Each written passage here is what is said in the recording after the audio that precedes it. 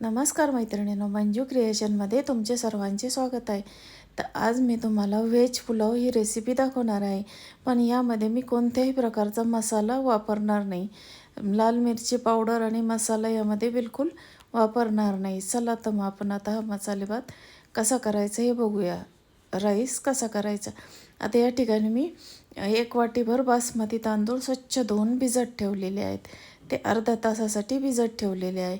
आणि आता यामध्ये मी कोणत्या भाज्या वापरते बघा. आता या ठिकाणी माझ्याकडं ज्या अवेलेबल होत्या त्या भाज्या मी वापरणार आहे.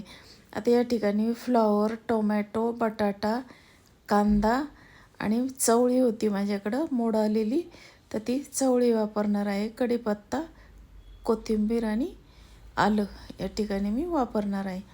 चला मग आपण आता हा व्हेज पुलाव कसा करायचा ते बघूया आपण आता. आता या भाज्या आपल्याला चिरून घ्यायच्या आहेत आणि आता यामध्ये मी काही खडे मसालेसुद्धा वापरणार आहे. चला तर मग बघूया. आता यामध्ये मी लवंग, मिरे, दालचिनी आणि तेजपान आणि वेलदोडा वापरणार आहे. हे सर्व मी 2-2च घेतलेलं आहे, कारण आमच्याकडे तिखट जास्त चालत नाही. त्याच्यामुळं मी खडे मसाला पण कमी घेतलेला आहे. आता तुमच्याकडे ज्याप्रमाणे तिखट लागतं त्याप्रमाणे तुम्ही करू शकता. आता गॅसवर मी कढई ठेवलेली आहे आणि त्यामध्ये 1 पळी तेल टाकलेलं आहे. आता आपलं तेल गरम झालं. आता यामध्ये मी थोडीशी मोहरी टाकून पाहिली तेल गरम झालं की नाही. यामध्ये जिरे मोहरीचा वापर काही करायचा नाही. आणि यामध्ये मी 1 चमचाभर बटर टाकलेलं आहे. आता तेल आणि बटर आपण व्यवस्थित बटर तेलामध्ये मिक्स करून घेऊया. आणि आता यामध्ये पहिल्यांदा लसूण टाकून घ्यायचा आहे. थोडासा लालसर झाला लसूण की मग सर्व भाज्या आपल्याला यामध्ये परतून घ्यायच्या आहेत. आता यामध्ये मी कांदा टाकून घेतलेला आहे.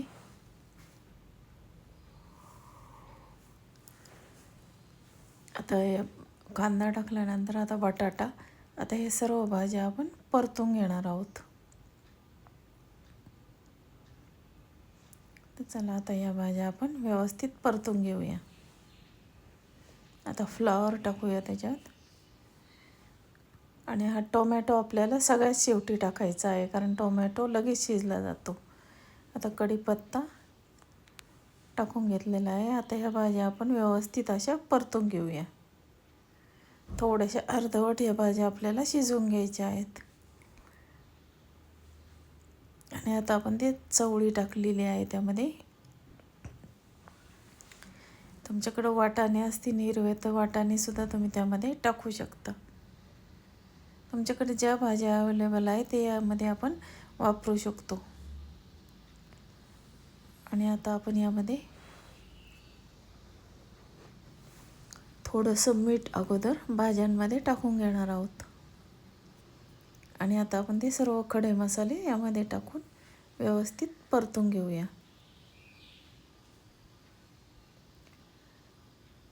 तर चला आपण आता या भाज्या व्यवस्थित अशा परतून घेऊया.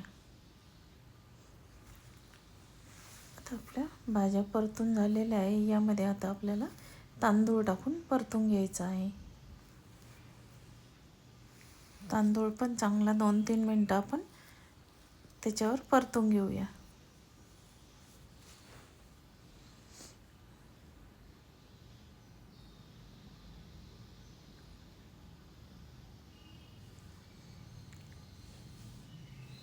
तर बघा भाज्या आणि तांदूळ आपण व्यवस्थित अशा परतून घेत आहोत. आणि आता आपण त्यामध्ये गरम पाणी टाकायचं आहे. आता यामध्ये मी टोमॅटो टाकून घेत आहे आणि कोथिंबीर टाकणार आहे. आता सगळ्यात शेवटी आपल्याला टोमॅटो टाकायचे आहेत, की त्यामुळं टोमॅटो जास्त शिजलं जात नाही.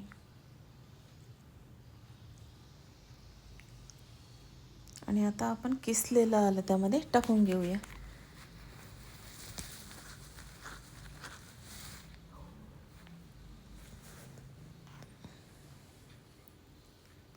तर बघा आता हे आलं आणि टोमॅटो आपण व्यवस्थित मिक्स करून घेऊया. आणि आता आपल्याला यामध्ये गरम पाणी टाकायचं आहे. आता या ठिकाणी मी 1 वाटी तांदूळ घेतलेले आहेत. त्याला 2 वाट्या पाणी आपल्याला वापरायचं आहे. एका वाटीस 2 वाटी असे माप आपल्याला घ्यायचं आहे. आता हे व्यवस्थित आपण एकजीव करून घेऊया आणि वरून परत आपल्याला थोडंसं मीठ टाकून घ्यायचं आहे. आता हे पाणी उकळलं असल्यामुळं आणि तांदूळ हा भिजवलेला आहे त्याच्यामुळं अगदी 5-6 मिनटाच्या आतच आपलं तयार होतं. आणि यामध्ये मी थोडंसं गाईचं तूप टाकून घेतलेलं आहे. साजूक तूप टाकायचं थोडंसं आणि त्याच्यावर झाकण ठेवून आता आपण 2-3 मिनटं त्याला वाफ येऊ देऊ. तर बघा मैत्रिणींनो, अगदी कोणत्याही प्रकारचा मिरची पावडर व